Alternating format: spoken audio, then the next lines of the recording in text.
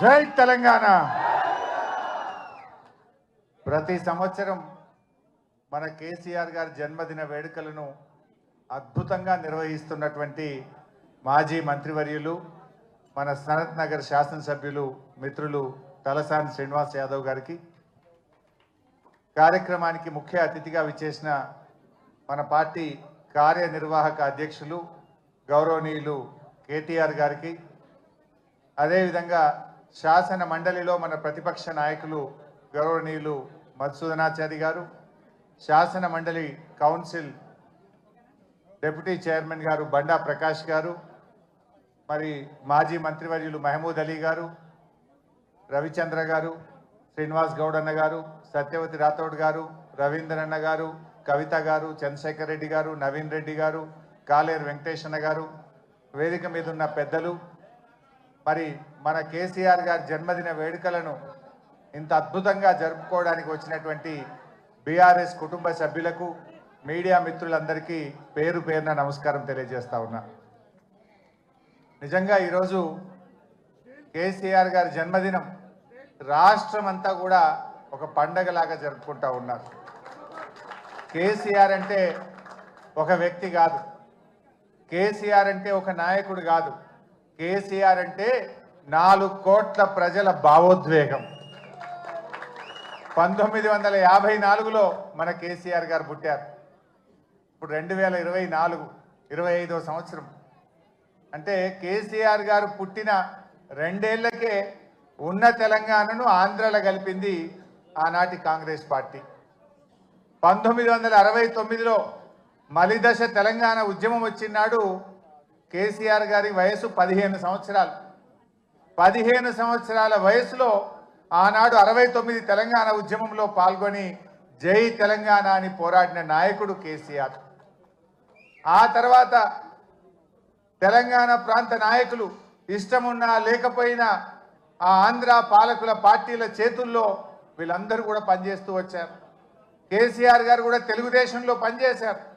ఎప్పటికప్పుడు తెలంగాణ కోసం పార్టీలో ఉంటూనే మాట్లాడుతూ వచ్చారు.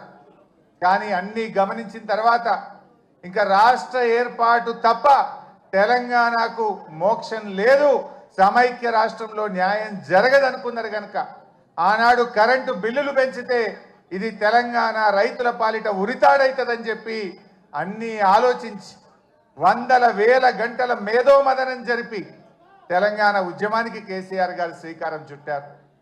కానీ ఆ రోజు ఒక అపవాదం ఉండేది. ఎవరు జై తెలంగాణ అన్నా పదవి కోసమే జై తెలంగాణ అంటున్నారని. 69కి 2001 మధ్య అనేక మంది నాయకులు జై తెలంగాణ అని ఉద్యమాన్ని ప్రారంభించుడు, పదవి రాగానే మధ్యలో వదిలిపెట్టుడు. దానివల్ల ప్రజల్లో ఒక అపనమ్మకం, ఎవరైనా పదవి కోసమే చేస్తారు అనేటువంటి ఒక అపనమ్మకం ఏర్పడ్డది. ఆ అపవాదును తొలగించడానికి ఆనాడు 3 పదవులను గడ్డిపోచలాగా త్యజించి తెలంగాణ ఉద్యమాన్ని ప్రారంభించాడు. ప్రజల్లో నమ్మకాన్ని కలిగించిండు మన కేసీఆర్. డిప్యూటీ స్పీకర్ పదవిని, ఎమ్మెల్యే పదవిని, రాష్ట్ర కార్యదర్శి పదవిని అన్నింటికి కూడా రాజీనామా చేసి ఆ రోజు ఉద్యమాన్ని ప్రారంభించి ప్రజల్లో ఒక నమ్మకాన్ని కలిగించారు. ప్రొఫెసర్ జయశంకర్ గారు మాతో అనేవాడు, ఎప్పుడన్నా మేము మాట్లాడితే నాకు కేసీఆర్ మీద సంపూర్ణమైన విశ్వాసం ఉంది, ఈయన నాయకత్వంలో తెలంగాణ వస్తుందని నేను నమ్మిన గనుక కేసీఆర్ వెంట నడుస్తున్నా, కేసీఆర్ను ఆశీర్వదిస్తున్నా అని జయశంకర్ గారు చెప్పారు. అంటే అట్లా జయశంకర్ లాంటి ఎంతో మంది మేధావులు కేసీఆర్ గారి మీద విశ్వాసంతో వారితో కలిసి నడిచిండ్రు. ఆ నమ్మకాన్ని కూడా కేసీఆర్ గారు నిలబెట్టిండ్రు. మనకు తెలుసు, నా అదృష్టం 2001 నుంచి కూడా కేసీఆర్తో పనిచేసే అదృష్టం నాకు దొరికింది. నేను చూసేవాడిని కేసీఆర్ ఎంత మదన పడేవాడో, ఎంత బాధపడేవాడో దగ్గరగా చూసేవాడిని. కొంతమంది కేసీఆర్ గారి మీద వ్యక్తిత్వ హననానికి పాల్పడేవారు. రకరకాలుగా ఆయనను ఎన్ని రకాలుగా బదనాం చేసేవారంటే, ఒకడైతే ఇక బీమారైంది ఇక లేస్తేనే లేడంటాడు, ఇంకోటి అంటాడు. ఎన్ని రకాలుగా వేధించినా, బాధ పెట్టినా, వ్యక్తిత్వ హననానికి పాల్పడినా మొండి ధైర్యంతో ఆయన పోరాటం చేసిండు, తెలంగాణ వైపు అడుగులు వేసిండు. That is KCR. ఎక్కడ బాధపడ్డా, కుంగిపోయినా వెనుకడుగు వేసిన పదవులకు ఆశపడినా ఇవాళ మనం తెలంగాణలో ఉండే వాళ్ళం కాదు. ఇవాళ తెలంగాణ వచ్చిందంటే అది కేసీఆర్ గారి మొండి పట్టుదల, ధైర్యం, ఆయన పోరాటం వల్ల ఇవాళ తెలంగాణ వచ్చింది. నవంబర్ 29, 2009 ఇది ఇవాళ డిసెంబర్ 17 మనకు ఫిబ్రవరి 17 మనకు ఎంత ముఖ్యమో నవంబర్ 29 కూడా చరిత్ర పుటల్లో అంతే ముఖ్యమైన దినం. ఆనాడు కేసీఆర్ గారు ఇంకా లాభం లేదు, కేసీఆర్ చచ్చుడో తెలంగాణ వచ్చుడో, అయితే తెలంగాణ జైత్రయాత్ర లేదంటే నా శవయాత్ర అని చెప్పి ఆమరణ నిరాహార దీక్ష కూర్చున్నటువంటి నాయకుడు మనం చూసాం. గాంధీజీ గారి సత్యాగ్రహం చూసాం, పొట్టి శ్రీరాములు గారి ఆమరణ దీక్ష చూసాం. మరి నాడు కేసీఆర్ గారు కూడా ఆమరణ నిరాహార దీక్ష కూర్చొని ఢిల్లీ పీఠాన్ని కదిలించి డిసెంబర్ 9, 2009 ప్రకటన వచ్చిందంటే అది కేసీఆర్ గారి దీక్ష ఫలితం అని కూడా మనం గుర్తు చేసుకోవాల్సిన అవసరం ఉంది. నిజంగా ఆయన ఆ రోజు దీక్ష పూనుకోకపోతే ఇవాళ తెలంగాణ ప్రకటన వచ్చేదా? ఎవడెవడో ఏదో మాట్లాడుతున్నాడు. ఆ రోజు చిదంబరం గారు నాకు బాగా గుర్తు, కేటీఆర్ గారు, మా మధుసూనాచారి గారు, జయశంకర్ గారు అందరం కూడా అక్కడే ఉండేవాళ్ళం. చిదంబరం గారు ఫోన్ చేసి ఢిల్లీ నుంచి కేసీఆర్ గారు దీక్ష విరమించండి, మేము తెలంగాణ ప్రక్రియ ప్రారంభిస్తామన్నారు. మీ మాటలకు మేము మోసపోం.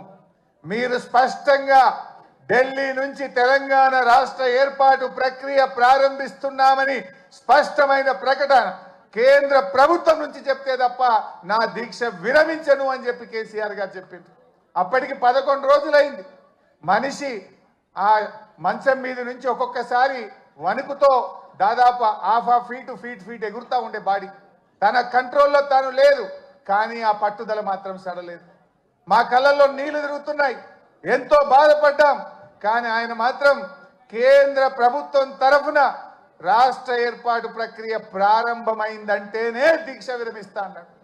ఆ రోజు మీరే రాసి పంపండి అంటే జయశంకర్ సారు తన స్వహస్తాలతో తెలంగాణ రాష్ట్ర ఏర్పాటు ప్రక్రియ రాసి ఢిల్లీకి పంపిండు. గదే చిదంబరం గారు ఢిల్లీ నుంచి అనౌన్స్ చేసింది. అది ఆ రకంగా తెలంగాణ తెచ్చుకున్నాం. తెలంగాణ తేవడమే కాదు, తెచ్చిన తెలంగాణను, అప్పుడే పుట్టిన బిడ్డను కన్న తల్లి ఎంత ప్రేమగా పెంచుకుంటుందో కేసీఆర్ గారు 10 ఏళ్లలో తెలంగాణను ఒక తల్లిలాగా తీర్చిదిద్దాడు. ఒక తల్లిలాగా, ఒక తండ్రిలాగా ఈ తెలంగాణను బంగారు భవిష్యత్తు వైపు అడుగులు వేసింది. ఏ తల్లైనా పుట్టిన బిడ్డను నాకంటే గొప్పగా ఉండాలని, బంగారు భవిష్యత్తు ఉండాలని ప్రతి తల్లి తన కొడుకు కోసం, తన బిడ్డ కోసం తపిస్తుంది. అలా కేసీఆర్ గారు ఈ సాధించిన తెలంగాణను త్రాగునీటిలో, సాగునీటిలో, విద్యుత్ రంగంలో ఏ రంగం తీసుకున్నా ఈ దేశానికి రోల్ మోడల్గా, అన్ని రాష్ట్రాలకు ఒక మోడల్గా, ఒక దిక్సూచిగా తెలంగాణను తయారు చేసింది. కేసీఆర్ కు తెలంగాణకున్న బంధం ఇది పేగు బంధం, తల్లి బిడ్డల బంధం. కేసీఆర్ కు తెలంగాణ ప్రజలకున్న బంధం. కొంతమంది తెలిసి తెలియక మాట్లాడుతుంటారు, కానీ కేసీఆర్ ప్రతి నిమిషం తెలంగాణ కోసమే ఆలోచించిండు. ఈ మధ్యలో రేవంత్ రెడ్డి మాట్లాడుతుండు, నేను 2020 మ్యాచ్లు ఆడుతున్నా అంటుండు. నువ్వు 2020 ఆడతావేమోగా, నువ్వు 2020 ఆడవు. వాస్తవంగా నువ్వు 2020 దేనికి ఆడతావు అంటే పైసల కలెక్షన్కి ఆడతావు. అసలు నువ్వు ఆడే మ్యాచ్ అంతా కూడా తొండి, నీదంతా తొండి మ్యాచ్ ఉంటుంది, తొండి ఎగ్గొట్టే మ్యాచ్. ఏంది నీ మాటల్లో తొండి, హామీల అమలులో ఎగ్గొట్టేది ఉంటుంది నీ దగ్గర. కానీ కలెక్షన్లో మాత్రం 2020 ఆడతావు నువ్వు. ఎందుకంటే నువ్వు ఎన్ని రోజులు ఉంటావో నీకే తెలియదు. ఆగమాగం ఉండవు నువ్వు. దీపం ఉండగానే ఇల్లు చక్క పెట్టుకోవాలని 2020 కలెక్షన్ స్టార్ట్ చేసినావు. కానీ కేసీఆర్ అన్నీ ఆడతాడు. ఆయన టెస్ట్ మ్యాచ్ అయినా అద్భుతంగా ఆడతాడు, వన్డే అయినా అద్భుతంగా ఆడతాడు, 2020 అయినా ఆడతాడు. ఎప్పుడు ఏదాడలో గదా ఆడతాడు కేసీఆర్. ఎప్పుడు ఏదాడాలో ఆడతాడు. అవసరమైతే డిఫెన్స్ కొడతాడు, అవసరమైతే 6 కొడతాడు. కానీ ఇవాళ తెలంగాణ ప్రజలు ఏ పల్లెల్లో పోయినా, ఎక్కడ పోయినా ఏమంటున్నారు? మళ్ళీ కేసీఆరే రావాలి, మా కేసీఆర్ మాకు కావాలి అని ప్రతి నోట.